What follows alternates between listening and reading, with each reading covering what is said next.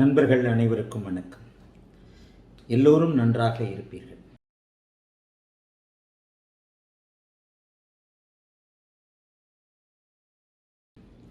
இன்றைக்கு நம்முடைய சுக்கிரனினுடைய சுபத்துவத்தை தொடர்ந்து சுக்கிரனின் அதிக பாவத்துவம், படிநிலை பாவத்துவ அமைப்புகளை பற்றி, பொது சுக்கிரனை பற்றி பார்க்கலாம்.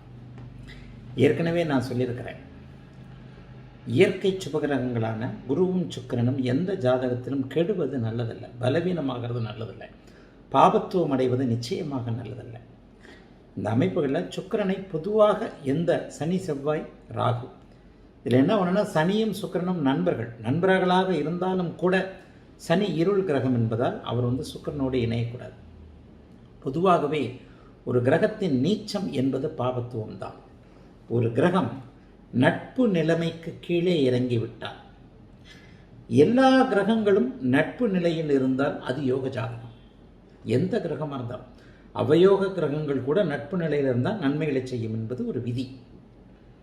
ஒரு ஜாதகத்தில் மூல விதி என்னுடைய அனுபவத்தின் அடிப்படையில் ஜோதிடமே ஒளித்தன்மை வாய்ந்தது என்பதால் மூல ஒளி கிரகங்களான இந்த சூரிய மண்டலத்தின் நாயகனாகிய சூரியனும் இந்த சூரிய ஒளியை முழுமையாக நமக்கு பிரதிபலித்து கொடுக்கக்கூடிய சந்திரனும் நம்முடைய துணைக்கோள்.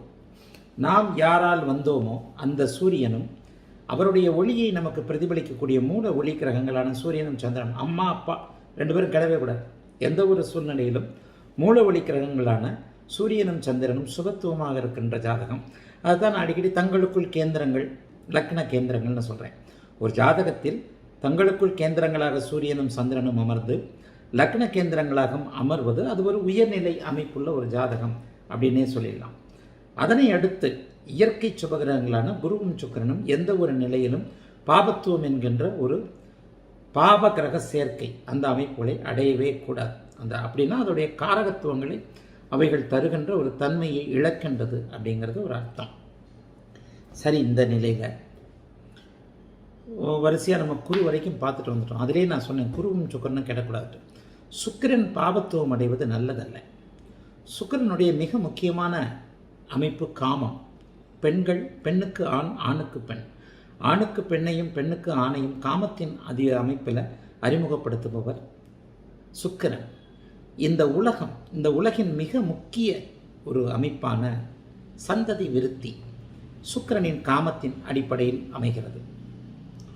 ஒவ்வொரு மனிதனும், ஒவ்வொரு ஆணும் பெண்ணும் பிறந்தது உண்மையை சொல்ல போனால் வேலை செய்வதற்கோ வேறு ஏதேனும் ஒன்றை சாதிப்பதற்கோ தலைவராவதற்கோ கலைஞராவதற்கோ எந்த ஒரு அமைப்பிலையும் ஒரு தொழில் செய்கிறதுக்கோ வேலை செய்கிறதுக்கோ சாதிக்கிறதுக்கோ நீங்கள் பிறக்கலை. நம்முடைய மதங்கள் உண்மையை சொல்ல போனால், விஞ்ஞான ரீதியாகவும் பார்க்க போனால், ஒரு மனிதன் பிறந்தது வம்ச விருத்தி செய்வதற்காக, தன்னுடைய வாரிசை இங்கே விட்டு செல்வதற்காக. அதாவது உலகம், மனித குலம் ஏதோ ஒரு உண்மையை அடைவதற்காக அல்லது அறிவதற்காக படைக்கப்பட்டிருக்கிறது. இந்த உண்மையை அடைவது, அறிவது என்பது ஒரு மிக நீண்ட நெடும் பயணம். இந்த பயணத்தில் ஒரு தனி மனிதனின் ஆயுளான ஒரு 80-90 வயது போதாது. இது ஆயிரக்கணக்கான லட்சக்கணக்கான வருடங்கள் நீண்டிருக்கின்ற ஒரு பயணம். இந்த 1000 லட்சக்கணக்கான வருடங்கள் நீண்ட பயணத்தில் ஒரு தனி மனிதன் அந்த உண்மையை அடையவோ அறியவோ முடியாது. இந்த உண்மை பரம்பொருளாக கூட இருக்கலாம், பிரபஞ்சமாக இருக்கலாம், எப்படி வேணாலும் எடுத்துக்கலாம். இந்த அமைப்பை அடைவதற்கு தனி மனிதனின் ஆயுள் போதாது என்கின்ற காரணத்தினால் ஒவ்வொரு மனிதனும் தன்னுடைய நகல் என்று சொல்லப்படக்கூடிய ஜெராக்ஸ் ஆகிய தன்னுடைய குழந்தையை, தன்னுடைய வம்சத்தை விருத்தி செய்துவிட்டு போகிறார். தான் இறப்பதற்கு முன்பு தனக்காக இன்னொரு உயிரை தந்துவிட்டு ஒவ்வொரு மனிதனும் போகிறான். நானும் நீங்களும், என்னுடைய அப்பா அம்மாவும், நம்முடைய அப்பா தாத்தா பாட்டிகளும் இப்படித்தான். இந்த வம்ச விருத்திக்கு அடிப்படையான செயல் காமம். காமத்தின் அடிப்படையில் தான் வம்ச விருத்தி நடைகிறது. சந்தான பாக்கியம், புத்திர பாக்கியம் கிடைக்கிறது. ஆகவே இந்த புத்திர பாக்கியத்திற்கு அடிப்படையானவர், அந்த புத்திர பாக்கியத்தை தூண்டக்கூடிய காமத்தை தருபவர் சுக்கிரன். ஆகவே வாழ்க்கையில் இதைத்தான் நான் சுக்கிரனுடைய சூட்சுமங்கள்லாம் நிறைய இடத்துல சொல்லியிருக்கிறேன். என்னை பற்றி நானே பெருமையாகவும் சொல்லிக்கூடாது. சில விஷயங்கள்லாம் என்னுடைய ஆழமான ஒரு இதான அமைப்பில் என்னுடைய சிற்றறிவுக்கு பரம்பொருள் கொடுத்த சில விஷயங்கள். எனக்கு பரம்பொருள் நான் கண்டுபிடிச்சேன்னு சொல்லக்கூடாது. பரம்பொருள் எனக்கு தெரிய அனுமதித்தது. நிறைய விஷயங்களை சொல்லியிருக்கிறேன். அதாவது ஜோதிடத்திற்குள்ளே நீங்கள் ஆழமாக போகும்போது அதனுடைய இன்னொரு டைமென்ஷன், இன்னொரு கோணம் தெரியும் என்பது ஒரு பெரிய எந்த ஒரு விஷயமா இருக்கட்டும் டெப்த்தாக எந்த அளவுக்கு நீங்கள் யோசித்து கொண்டே இருக்கிறீர்களோ அப்போது சில விஷயங்கள் உங்களுக்கு பரம்பொருளால் அருளப்படும். அது பிரபஞ்சம் தருதுன்னு சொன்னாலும் சரி, பரம்பொருள் கொடுக்குதுன்னு சொன்னாலும் சரி. அந்த அமைப்பில் சில விஷயங்கள்லாம் நான் சுக்கிரனை பற்றி உங்கள் ஜாதகம் யோக ஜாதகமாக என்கின்ற நூலில் எழுதியிருக்கிறேன். அதெல்லாம் படித்து பாருங்கள். அதாவது 12 லக்னங்களுக்கும் கேந்திரங்களில் உச்சமாகின்ற ஆட்சியாகின்ற ஒரே கிரகம் சுக்கிரன். 12 லக்னங்களுக்கும் கேந்திரங்களில் ஆட்சி மற்றும் உச்சமாகின்ற ஒரே கிரகம் சுக்கிரன். இந்த சுக்கிரனுடைய தனித்தன்மை இது. சுக்கிரனுடைய மிகப்பெரிய ஒரு தனித்தன்மை இது. ஆகவே இந்த அமைப்பின்படி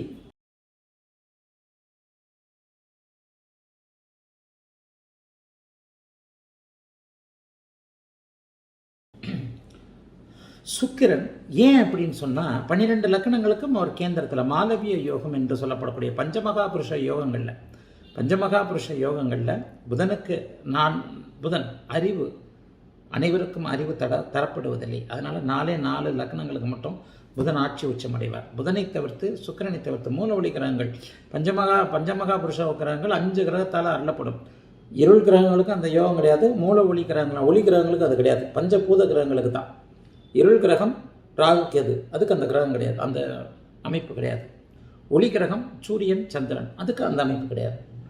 பஞ்சபூத கிரகங்கள் குரு சனி செவ்வாய் சுக்கிரன் புதன் 5 கிரகங்களுக்கு பஞ்சமகாபுருஷ யோகங்கள் என்று சொல்லப்படக்கூடிய ஹம்ச யோகம், சசயோகம், ருசக யோகம், பத்ர யோகம், மாலவிய யோகம், இந்த 5 யோகங்களும் ஒரு மனிதனுக்கு லக்னத்திற்கு கேந்திரங்களில் ஆட்சி உச்சம் அடைவதால் இந்த பஞ்சமகாபுருஷ 5 பஞ்சபூத கிரகங்களும் ஆட்சி உச்சம் அடைகிறது.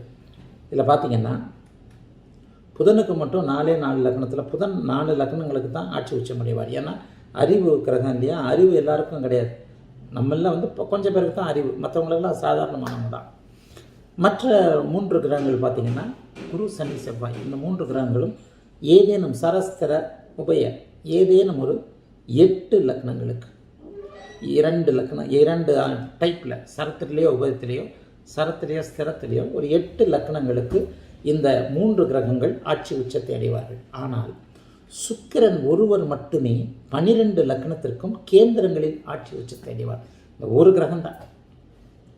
இதில் இருந்து ஏன் அப்படின்னா சுக்கிரன் தருகின்ற காமம், நீங்கள் அறிவாளியோ அறிவில்லாதவரோ பணக்காரனோ ஏழையோ யாராக இருந்தாலும், நீங்கள் யாராக வேணா இருங்க, அரசனாக இருங்கள், ஆண்டியாக இருங்கள், பணக்காரனாக இருங்கள், பிச்சைக்காரனாக இருங்கள், அறிவாளியாக இருங்கள், முட்டாளாக இருங்கள், எதுவும் செய்ய இயலாதவனாக இருங்கள், எதையும் செய்ய தகுதியானவனாக இருங்கள். ஆனால் இப்போது நான் சொன்ன சகல தரப்பினருக்கும் பொதுவானது, இந்த மனித சமூகத்திற்கும் உயிர்களுக்கும் பொதுவானது தன்னை பிரதி எடுக்கிறதுக்கு காரணமான காமம். ஆகவேதான் எந்த லக்னத்தில் நீங்கள் பிறந்தவராக இருந்தாலும் உங்களுக்கு கேந்திரத்தில் சுக்கிரன் ஆட்சி உச்சத்தை, ஏதேனும் ஒரு கேந்திரத்தில் ஆட்சி உச்சத்தை அடைவார். அதற்கு காரணம் அவர் தருகின்ற காமம் எந்த ஒரு லக்னத்திற்கும் இயல்பாக இருக்க வேண்டும் அப்படின்னு, அது கிடைத்தே தீர வேண்டும்ன்றதுக்காக. எந்த லக்னத்தில் நீங்கள் பிறந்திருந்தாலும், பிச்சைக்காரனாக இருந்தாலும், ஆண்டியாக இருந்தாலும், அரசனாக இருந்தாலும், காமம் உங்களுக்கு கண்டிப்பாக அவசியம். உங்களை பிரதி எடுப்பதற்காக, உங்களுடைய வாரிசை இங்கே விட்டு செல்வதற்காக, அந்த ஒரு நோக்கத்திற்காக சுக்கிரன், காமத்திற்கு காரகனாகிய சுக்கிரன் எல்லா லக்னங்களுக்கும் அவர் இதாகிடுவார். இதுவே அவர் சுக்கிரனுடைய முக்கியத்துவத்தை குறிக்கும். பாவத்துவத்தில் தான் சுக்கிரனோட முக்கியத்துவத்தை சொல்லணும். அப்போ சுக்கிரனுடைய முக்கியத்துவம் என்பது இங்கே வந்துவிடும். மிக மிக அருமையான ஒரு முக்கியத்துவமான ஒரு கிரகம். குருவுக்கு கூட இது கிடையாது. குரு 8 லக்னங்களுக்கு தான் ஆட்சி உச்சத்தை அடைவார். குரு 8 லக்னங்களுக்கு ஆட்சி உச்சத்தை அடைவார். அறிவு கிரகம் எல்லோருக்கும் அறிவு தர்றதில்லைன்றதால 4 லக்னங்களுக்கு ஆட்சி உச்சத்தை அடையும். கொஞ்சம் புரியலன்னா இந்த கான்செப்டை எழுதிலாம் பாருங்கள். அதை உங்கள் ஜாதகம் யோக ஜாதகம்னு எழுதியிருக்கிறேன். ஆக 12 லக்னக்காரர்களுக்கும் தேவையான இந்த கிரகமான சுக்கிரன் எந்த நிலையிலும் பாவத்துவத்தை அடையக்கூடாது. அப்படி அடைஞ்சால் சரி, அதுக்காக எல்லாருக்குமே அடையிறது இல்லையே. சுக்கிரன் பாவத்துவம் அடைந்தால் இந்த வம்ச விருத்திக்கு காரணமான ஆணுக்கு பெண்ணும் பெண்ணுக்கு ஆணும் அறிமுகப்படுத்த மாட்டாங்க.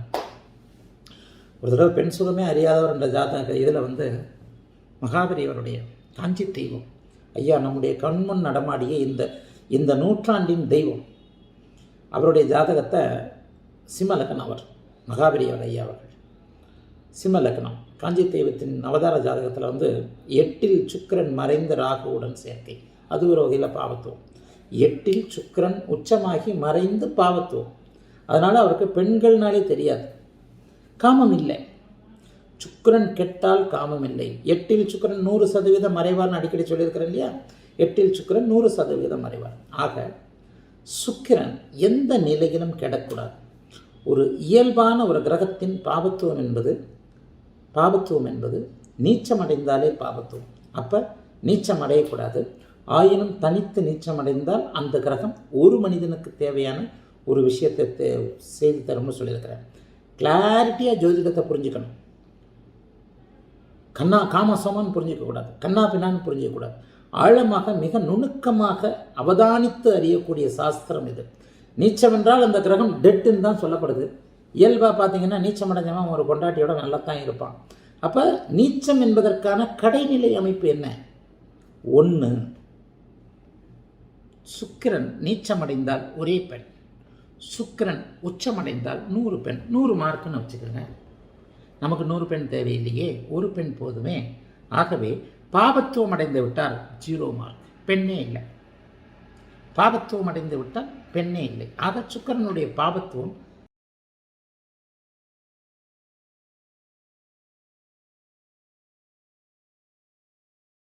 மிகவும் கவனமாக கவனிக்கப்பட வேண்டியது. உயிர்காரகத்துவமான காமத்தை ஒருவர் காமம் மறுக்கப்படுகிறது அல்லது காமத்தை அனுபவிக்க இயலவில்லை அல்லது காமத்தை அனுபவிக்க இயலுகின்ற ஒரு உடல் மன தகுதி இருந்தும் அவருக்கு கிடைக்கவில்லை. இந்த மாதிரியான நிலைகள்லாம் சுக்கிரனுடைய பாவத்துவம் கொடுத்துரும். ஆக சுக்கிரனுடைய முதல் நிலை பாவத்துவம் மிக அதிகமான ஒரு பாவத்துவம் அப்படின்றத இப்போ தெரியல காட்ட போகிறேன். மிக அதிகமான ஒரு பாவத்துவம். என்ன பாவத்துவம்? ஏற்கனவே சொல்லிட்டேன். சுக்கிரன் நீச்சம் அடையக்கூடாது. சுக்கிரன் 3-8 மறையக்கூடாது. சரி, அப்போ 3-8 மறைஞ்சார்னா இப்போ திரையில் ஒரு லக்னம் காட்டப்படாது. லக்னம் காட்டப்படாமலே சுக்கிரன் நீச்சம்னு வச்சுக்கிட்டா கடக லக்னத்துக்கு 3 மறைவார், கும்ப லக்னத்துக்கு 8 மறைவார். அப்போ அந்த 3-8 இடங்களில் அவர் நீச்சமாகி மறைந்தார். கடக லக்னத்திற்கு சுக்கிரன் நீச்சமாகி 3 மறைவார், கும்ப லக்னத்துக்கு 8 மறைவார். அப்போ இந்த இடத்துல லக்னம் நான் காட்ட போகிறதில்ல, பொதுவான ஒரு பாவத்துவத்தை நீங்கள் புரிந்து கொள்வது நல்லது. சரி, இப்போது திரையில் கட்டம் வருகிறது. என்ன கட்டம் வருது? 2 வித நிலையை காட்டியிருக்கிறேன். அதாவது சுக்கிரனுடைய திரையில் இப்போ இது வந்துடுச்சு பாருங்கள். சுக்கிரன் கன்னியில் நீச்சமாகி செவ்வாய் சனி ராகுவோடு இணைந்திருக்கிறார். அங்கே இதில் உச்சமாகி, அதாவது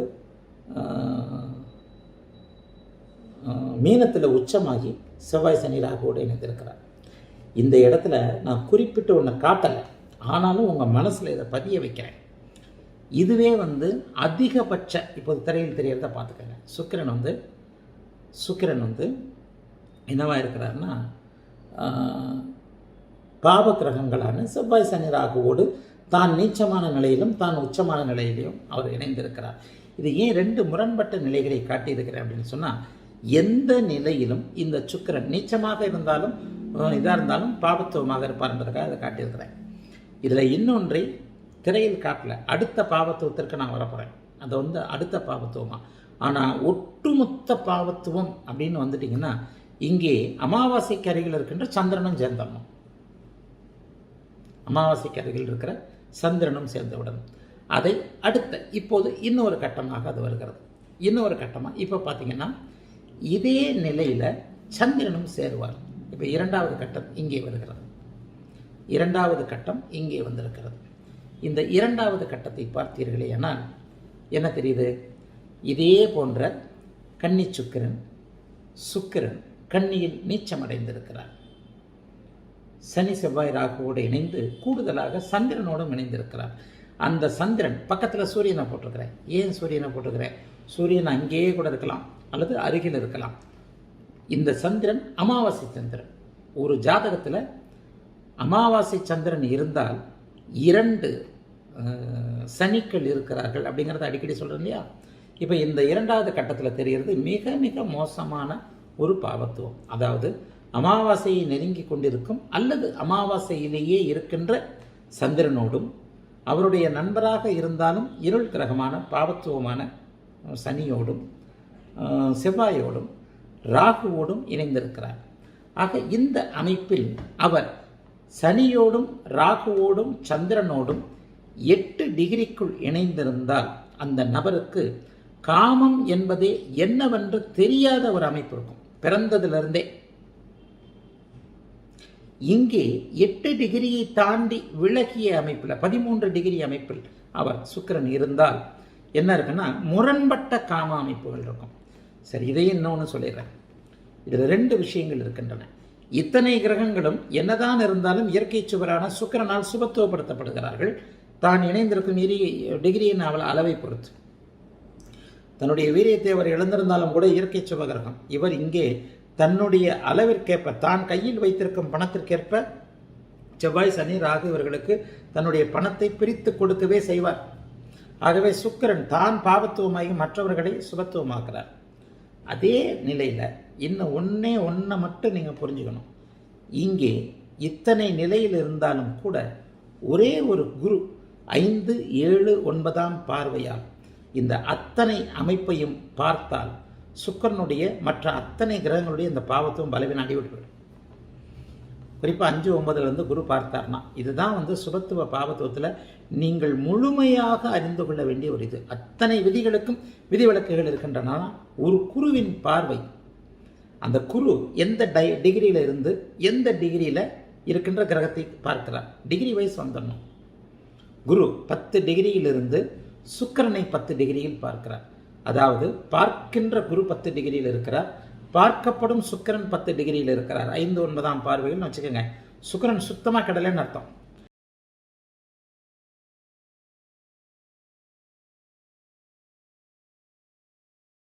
இழந்த தன்னுடைய வலுவை மீண்டும் திரும்ப பெற்றுக்கொள்கிறார் அர்த்தம்.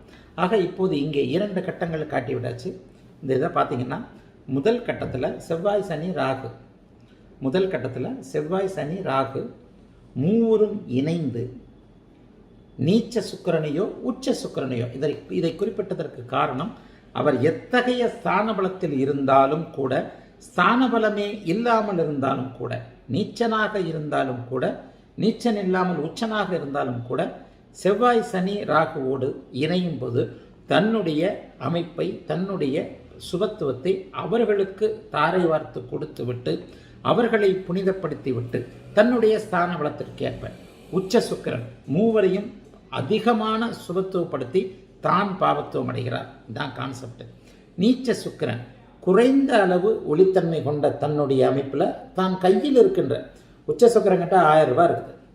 அவர் அந்த 1000 ரூபாயை 330 ரூபாயை பிரித்து 3 பேருக்கும் கொடுத்துட்டு தான் வளர்ந்துட்டார்னு அர்த்தம். அந்த இடத்துல இங்கே நீச்ச சுக்கிரன் மிச்சம் ஒரு 10 ரூபா இருக்கும்ல, 330 990 ரூபா மிச்சம் 10 ரூபாயை அவர் வச்சிருக்கிறார்னு அர்த்தம். உச்ச சுக்கிரன். ஏனென்றால் உச்சம் என்பது அதிக ஒளித்திறன் கொண்ட தன்மை. அந்த உச்சனை எத்தனைக்கெத்தனை நெருங்குகிறார்கள் பாவர்கள் அப்படிங்கிறத பொறுத்து என்னதான் அவரை குகைக்குள் தள்ளி குத்தென்று சுக்கிரனை குத்தினாலும் கூட ஒரு 10 ரூபா உச்சனில் மிச்சம் இருக்கும். ஆனால் இங்கே நீச்சனில் அவர் ஏற்கனவே 100 ரூபா 10 ரூபா தான் கையில் வச்சிருக்கிறாரு. அதை அவர்கள் பங்கிட்டுக் கொள்ளுகிறார்கள். எந்திரிக்க முடியல. 2வது காட்டிய கட்டத்தில் கூடுதலாக சந்திரனும் அங்கே சேர்ந்து விடும் பொழுது சுத்தமாக எழுந்திருக்க முடியாத இயல்புக்கு அவர் விடுவார். சரி, சுக்கிரனுடைய பாவத்துவம் என்ன பண்ணும்? இப்போ தான் நான் சொன்னேன். காமம் மறுக்கப்படும் அல்லது காமத்தை அனுபவிக்க இயலாது, கிடைக்காது அல்லது அனுபவிக்க இயலாது. வேறு வகையான காமம் வரப்படும். இதுக்கெல்லாம் உள்ள சப்ஜெக்டுகளை போய்கிட்டே இருக்கலாம். இங்கே புதன் அழிக்கிரகங்கள் சனியும் புதனும் இல்லையா? அப்போ அழிக்கிரகங்கள் சனியும் புதனும் சில நிலைகளில் கேது, சில நிலைகளில் கேது. ராகு பெண் கிரகமாகவும் கேது அழிக்கிரகமாகவும் உருவகப்படுத்தப்படுகிறது. இது சில நிலைகளில் உண்மை. ராகு கேதுகளை எந்த இடத்துலையும் லிஸ்ட்டில் சேர்த்துக்கூடாது. செவ்வாய் வீட்டில் உட்காரும்போது ராகு ஆம்பளை ஆயிடுவார், குருவின் வீட்டில் உட்காரும்போது ராகு ஆம்பளை ஆயிடுவார், சுக்கரனுடைய வீட்டில் உட்காரும்போது பொம்பளை ஆயிடுவார். ஆக ராகு கேதுக்களுக்கு பாலினத்தை ஒரு மாதிரியாகத்தான் பிரிக்க வேண்டும். அப்போ அந்த சுக்கிரனுடைய பாவத்துவம் இதுதான். இப்போ காட்டப்பட்ட 2 ராசி சக்கரங்களிலும் உள்ளதான் சுக்கிரனுடைய அதிக உயர்நிலை பாவத்துவம், அதிகமான உயர்நிலை பாவத்துவம். இப்போ அடுத்த கட்டத்தில் சந்திரனோடு அவர் சேர்றதை மட்டும் காட்ட போகிறேன். சந்திரனோடு அவர் சேர்றதை மட்டும் அடுத்த கட்டத்தில் அடுத்த வீடியோவில் பார்க்கலாம். ஆனால் இங்கே மிக மிக ஹைலி இங்கே எல்லாம் முடிஞ்சு போச்சு சுக்கிரனுக்கு. இந்த சுக்கிரனுக்கு முடிஞ்சு போன தன்மையில் என்ன நடக்கும்? பெண்ணே கிடைக்காது, மாறுபட்ட காமத்தினுடைய ஆர்வங்கள் இருக்கும்.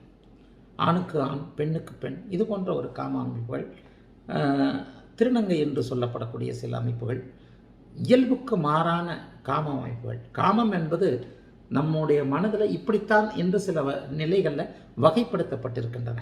அந்த காமம் இயல்பாக ஒருவனுக்கு ஒருத்தி என்கின்ற அமைப்பில் கிடைக்கும் போது அது இயல்பானதாகிறது. அதே வேறு நிலையில் அந்த காமம் கிடைக்கும் பொழுது, வயது கூடுதலாக இருக்கலாம், வயது இளையவராக இருக்கலாம், வயது அதிகம் கூடியவராக இருக்கலாம், காமத்திற்கென்று சில முறைகள் இருக்கின்றன இல்லையா? அந்த முறை தவறிய காமம், உறவு தவறிய காமம், இதெல்லாம் சுக்கிரன் கொடுக்குறவர் தான். முறை தவறிய உறவு காமம், கள்ளம் அப்படின்னு சொல்லப்படுகின்ற, அதாவது அனுமதிக்க முடியாத சட்டவிரோதமான காமம், அனுமதிக்க இயலாதுன்னு சொல்கிறோம் இல்லையா? ஒரு உறவு முறையும் தப்பாக இருக்கலாம். உறவு முறை தப்பானவர்கள் சில விஷயங்களை டக்குன்னு சொல்கிறதுக்கு மனசு வர மாட்டேங்குது. எத்தனையோ இது பார்த்துருக்குறேன்.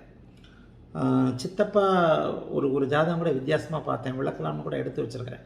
ஒரு ஜாதகம் வந்தது. சொந்த சித்தி பெண்ணை, தன்னுடைய அம்மாவின் உடன் பிறந்த சித்தியின் பெண்ணை, அதாவது நம்முடைய உறவில் ஒன்று விட்ட தங்கைன்னு சொல்கிறோம் இல்லையா? கூட பிறந்த தங்கைக்கும் சித்தியுடைய பெண்ணிற்கு வித்தியாசம் இல்லை.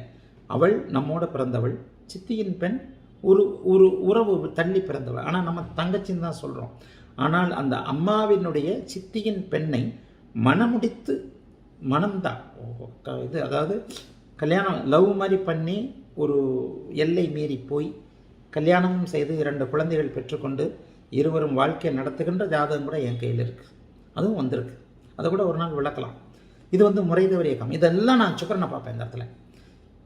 இப்போது நான் சொல்லுகின்ற இந்த உதாரண ஜாதகத்தில், அந்த ஆண் ஜாதகத்திலும் பெண் ஜாதகத்திலும் சுக்கிரன் நான் சொல்லுகின்ற முறை அமைப்புகள் தவறி இருக்கின்றன.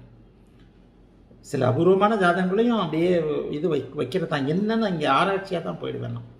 இப்போ நான் சொல்கிறது உங்களுக்கு புரிஞ்சிருக்கும்னு நினைக்கிறேன். அப்போ சித்தி முறையில் உறவுன்றது இல்லவே இல்லை. அதே நேரத்தில் இதையே பார்த்தீங்கன்னா, காலம் தேசம் சுருதி யுக்தி கேட்டார் போல தான் ஒரு கலாச்சார மாறுதல்களும் இருக்கும். இந்துக்கள் சித்தி பெண்ணை அவர்கள் தங்கை என்று சொல்லுகின்ற அதே நேரத்தில் இஸ்லாமிய பெருமக்கள் சித்தி பெண்ணை முறைப்பெண்ணாக கருதுவார்கள். மனித குலம், மனித இனம், மதங்களுக்குள் இருக்கின்ற கட்டுப்பாடுகள், மதங்களுக்குள் இருக்கின்ற சில அமைப்புகள், கிழக்கும் மேற்கும் வேறு வேறானவை இல்லையா? கிழக்கே உதித்த இந்த இந்து மதம் சொல்லுகின்ற இதே விஷயத்தை மேற்கே உதித்த இஸ்லாமிய மார்க்கம் சொல்லுகின்ற விதம் வேறு மாதிரியாக இருக்கும். ஆகவே எல்லா நிலைகளிலும் எல்லாம் தப்புன்னு சொல்ல முடியாது. அதுதான் காலம் தேசம் சுருதி யுக்தி அதற்கேற்றாற் போல நீ அதை சொல்லணும் அப்படின்னு ஜோதிடம் சொல்லுகிறது.